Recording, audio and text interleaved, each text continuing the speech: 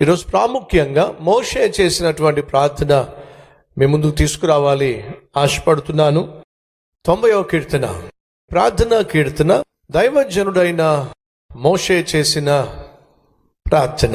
సర్వసాధారణంగా ప్రార్థన అనంటే మనకు తెలిసింది ఏమిటయ్యా అంటే, దేవుని సన్నిధిలో మనకున్న కష్టాలు చెప్పుకోవడం అనేది మన అభిప్రాయం. కానీ వాస్తవంగా ప్రార్థన అనేది కేవలం అర్థించటం మాత్రమే కాదు, అడగడం మాత్రమే కాదు. ప్రార్థన అని అంటే మనస్సు విప్పి మనస్సున్న దేవునితో మాట్లాడుకోవడం. మీరు బహుగా ప్రేమించేటటువంటి తండ్రి కానీ, తల్లి కానీ, లేదా ఒక స్నేహితుడు కానీ, స్నేహితురాలు కానీ, అక్క కానీ, చెల్లి, తమ్ముడు కానీ, అన్న, తోబుట్టువులు, మిమ్మల్ని బహుగా ప్రేమించేవారు ఎవరైనా ఉన్నట్లయితే ఏం చేస్తారు? మీకున్న కష్టాన్ని మనస్సు విప్పి చెప్పుకుంటారు. ఈ లోకంలో నిన్ను బహుగా ప్రేమించేది ఎవరు చెప్పండి? లోకమంతా అపార్థం చేసుకున్న, మిమ్మల్ని అర్థం చేసుకోగలిగిన వారు ఎవరైనా ఉన్నారు అంటే అది కేవలం ప్రభు అయిన యేసుక్రీస్తు మాత్రమే. కాబట్టి మనల్ని బహుగా అర్థం చేసుకునేటటువంటి యేసయ్య సన్నిధికి మనం వచ్చినప్పుడు కేవలం ఎంతసేపు అడగటమే ప్రార్థన అనే భావం నుంచి మనం బయటకు వచ్చేసేయాలి. మరొక్కసారి చెప్తున్నా, ప్రార్థన అనగా మనస్సు విప్పి మనల్ని ప్రాణంగా ప్రేమించినటువంటి పరమ తండ్రితో మాట్లాడుకోవడం. కొంతమంది భోంచేసేటప్పుడు కూడా ఏమంటారంటే, రండి ప్రార్థన చేద్దామంటారు. భోంచేసేటప్పుడు వాస్తవంగా ప్రార్థన చేస్తామా లేక ప్రభువును స్తుతిస్తామా? చెప్పండి, నిజం చెప్పండి. భోంచేస్తున్నప్పుడు భోంచేయక మునుపు మనం ప్రభువుకు స్తుతులు చెల్లించాలా లేకపోతే అక్కడ కూడా ప్రార్థన చేయాలా? అది ప్రభువును స్తుతించే సమయం. కాబట్టి సంగమా, మీరు ఎప్పుడైనా భోంచేసే ముందు ప్రార్థన చేద్దాం కళ్ళు మూసుకోండి అని అనకండి. ప్రభువును స్తుతిద్దాం కళ్ళు మూసుకోండి, అది మనం చెప్పాల్సింది. మరికొంతమంది అందరూ కళ్ళు మూసుకొని ప్రార్థన చేసుకుందాం అంటారు. ప్రార్థన ఏమిటి? చేసుకుందాం. మనమే ప్రార్థన చేసుకుంటామా? ప్రార్థన చేసుకుందాము కాదండి, ప్రార్థన చేద్దాము. చేసుకుందాం అది సరైన పదం కానే కాదు. ప్రార్థన చేసుకోం, ప్రార్థన చేస్తాం. ప్రభువుకు ప్రార్థన చేస్తాం, ప్రభువుతో మాట్లాడుకుందాం అంటే మనలో మనం మాట్లాడుకోవడం. మరి ప్రార్థన చేసుకుందాం అంటే మనలో మనం చేసుకోవడం. కానీ ప్రార్థన అనేది మనం దేవునితో మాట్లాడడం. సాధారణంగా ఎవరో మనకు నేర్పించేశారు, వాటిని మనం కొనసాగించేస్తున్నాం. కానీ వాక్యంగా అర్థం చేసుకునే ప్రయత్నం చేస్తే, మనం ప్రార్థన చేసినా లేదా ప్రభు సన్నిధికి వచ్చి మన ఆత్మీయతను కనపరిచే ప్రక్రియలో ప్రతి ఒక్కరు కూడా అర్థవంతంగానే మన మాటలు కావచ్చు, వాడే పదాలు కావచ్చు ఉండాలి. కొంతమంది ప్రార్థన చేయాలి అని అంటే ముందు ఒక 10 నిమిషాలు స్తుతి అంటూ వెళ్ళాలి, లేకపోతే ప్రార్థన స్టార్ట్ కాదు. అది కూడా సరైనటువంటి విధానం కాదు. మనం స్తుతి చెల్లించడం మంచిది, స్తోత్రాలు చెప్పడం మంచిది. కానీ వాక్యంగా అర్థం చేసుకునే ప్రయత్నం చేస్తే, మనం ప్రార్థన చేసినా లేదా ప్రభు సన్నిధికి వచ్చి మన ఆత్మీయతను కనపరిచే ప్రక్రియలో ప్రతి ఒక్కరు కూడా అర్థవంతంగానే మన మాటలు కావచ్చు, వాడే పదాలు కావచ్చు ఉండాలి. కొంతమంది ప్రార్థన చేయాలి అని అంటే ముందు ఒక 10 నిమిషాలు స్తుతి అంటూ వెళ్ళాలి, లేకపోతే ప్రార్థన స్టార్ట్ కాదు. అది కూడా సరైనటువంటి విధానం కాదు. మనం స్తుతి చెల్లించడం మంచిది, స్తోత్రాలు చెప్పడం మంచిది. కానీ ఎందుకొరకు నువ్వు స్తోత్రములు చెల్లిస్తున్నావో తెలియచేయాలి. దేవుడు నీకు ఇచ్చిన ఆరోగ్యాన్ని బట్టి నువ్వు దేవుడిని స్తుతిస్తున్నావా? అయితే ప్రభువా, నువ్వు నాకు ఇచ్చిన ఆరోగ్యాన్ని బట్టి నీకు స్తుతులు నాయనా, స్తోత్రాలు ప్రభువా అని చెప్పడం మంచిది. దేవుడు నీకు చదువులో విజయాన్ని ఇచ్చాడా? ప్రభువా, నాకు ఇచ్చిన విజయాన్ని బట్టి నీకు స్తుతులు స్తోత్రాలు నాయనా అని చెప్పడం మంచిది. దేవుడు నీకు ప్రమోషన్ ఇచ్చాడా?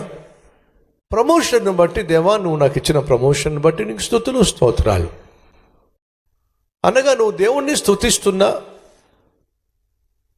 స్తోత్రాలు అర్పిస్తున్నా, దానికి ఖచ్చితంగా నీ జీవితంలో ఎందును బట్టి నువ్వు ప్రభువును స్తుతిస్తున్నావో తెలియచేయాలి. కానీ కొంతమంది మనకు నేర్పించేశారు ఏమిటి? కేవలం స్తుతి ఇలా చెప్పుకుంటూ వెళ్ళిపోతూ ఉంటారు. అలా చెప్పేవారు నేను తప్పట్టట్లేదు. కానీ మన కల్వరి టెంపుల్లో మాత్రం వాక్యానుసారంగా అర్థవంతంగా ఆత్మీయంగా మనం ఏం చేసినా సరే ఉండాలి అనేది మాత్రం దేవుడు కోరుకుంటున్నాడు. మీరు నాకు పెన్ ఇచ్చారనుకోండి, థ్యాంక్స్ అండి పెన్ ఇచ్చినందుకు అని అంటాను. ఎస్.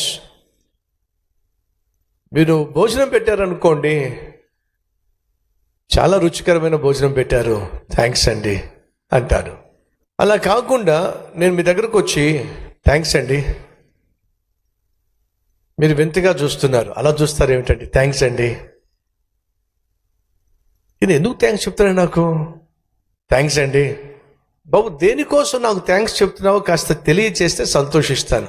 అదేనండి, పోయిన వారం మీరు నాకు ఆర్థికంగా సహాయం చేశారు కదా, మరి ఆ మాట చెప్పచ్చు కదా. మీరు చేసిన ఆర్థిక సహాయాన్ని బట్టి మీకు థ్యాంక్స్ అండి అని చెప్పాలి కదా. అర్థమవుతుందా? మనం దేవునికి స్తుతులు చెల్లించినా, స్తోత్రాలు చెల్లించినా, ఎందుకోసం దేవుణ్ణి స్తుతిస్తున్నామో, స్తోత్రాలు చెల్లిస్తున్నామో హృదయపూర్వకంగా దానిని జ్ఞాపకం చేసుకొని ప్రభువును స్తుతించడం, స్తోత్రాలు అర్పించడం మంచిది. ఆత్మీయత అనేది మనం దేవుని సన్నిధిలో ఆయన సన్నిధిని అనుభవిస్తూ ఉండగా ఆయన మనకు అనుగ్రహించేటటువంటి ఆయన లక్షణములను, ఆయన గుణగణములను మనం మన జీవితంలో చూపించటమే అసలు సిసలైన ఆత్మీయత. ప్రియ సంగమా, క్రీస్తును వెంబడించటానికే మనం క్రైస్తవులుగా పిలువబడ్డాం, కానీ క్రైస్తవులను వెంబడించడానికి మాత్రం కాదు. చదువుకునే రోజుల్లో మా పెద్దమ్మ, నన్ను చదివించుకున్న పెద్దమ్మ డాక్టర్ కళ్యాణి, ఆమె పేరు, ఒకరోజు నాకు ఉత్తరం రాసింది. ఆ ఉత్తరంలో ఒక మాట మెన్షన్ చేసింది. అసలు సిసలైన క్రైస్తవుడు ఎవరంటే క్రీస్తును మాత్రమే వెంబడించేవాడు, క్రైస్తవులను వెంబడించేవాడు కాదు అని నాకు ఓ సందర్భంలో ఉత్తరం రాసింది. అసలు సిసలైన క్రైస్తవులు ఎవరు అంటే క్రీస్తును వెంబడించేవారు. మనం క్రీస్తునే వెంబడించాలి అనే ఉద్దేశంతోనే ఆయన మన కొరకు తన అడుగు జాడలను విడిచిపెట్టి వెళ్ళినట్టుగా బైబిల్ సెలవిస్తూ ఉంది. 1 పేతురు 2వ అధ్యాయము 21వ వచనం చదువుతున్నాను. క్రీస్తు కూడా మీ కొరకు బాధపడి మీరు తన అడుగు జాడల యందు నడుచుకొనున్నట్లు మీకు మాదిరి ఉంచిపోయెను. సంగమం మళ్ళా జ్ఞాపకం చేస్తున్నా, ప్రార్థన అంటే కేవలం అడుక్కోవడం కాదు. ప్రార్థన అని అంటే కేవలం మన కష్టాలు చెప్పుకోవడం కాదు. ప్రార్థన అంటే మనసు విప్పి దేవునితో మాట్లాడుకోవడం. మనలో చాలా మందికి ప్రార్థన అంటే మనసు రాదు. ప్రార్థన చేయాలి అంటే ఒక పనిష్మెంట్గా మనకు అనిపిస్తూ ఉంది. కారణం ఏమిటంటే మనకు ప్రార్థన అంటే ఒక పద్ధతి. ప్రార్థన అంటే మనకున్న కష్టాలు చెప్పుకోవడం, మనకున్న బాధలు చెప్పుకోవడం, మనకున్నటువంటి భారాన్ని పంచుకోవడం అన్నట్టుగానే మనం భావిస్తూ వచ్చాం. కానీ మనల్ని బహుగా ప్రేమించే ఒక మంచి స్నేహితుడితో, లేదా మనల్ని బహుగా ప్రేమించే ఒక మంచి దేవునితో మనస్సు విప్పి మాట్లాడడము అనేది మీరు అలవర్చుకోండి. బహు సులభంగా దేవునితో మాట్లాడుకుంటారు. నాన్న దగ్గరికి వెళ్ళి అన్నీ చెప్పలేకపోవచ్చు, కానీ స్నేహితుడి దగ్గరికి వెళ్ళి అన్నీ చెప్పుకోవచ్చు. ఒప్పుకుంటారు లేదా? అలాగే కొన్నిసార్లు దేవుణ్ణి మన తండ్రిగా భావించినప్పుడు కొన్నిసార్లు అన్నీ చెప్పలేకపోతాం, కానీ స్నేహితునిగా భావిస్తే ఏమైనా చెప్పుకుంటాం. కాబట్టి సంగమా, ప్రార్థన అంటే అది పనిష్మెంట్గా మార్చుకోకండి. ప్రార్థన చేయడానికి మనసు లేదు అని చెప్పేసి ప్రార్థన చేయడం మానేసేయకండి.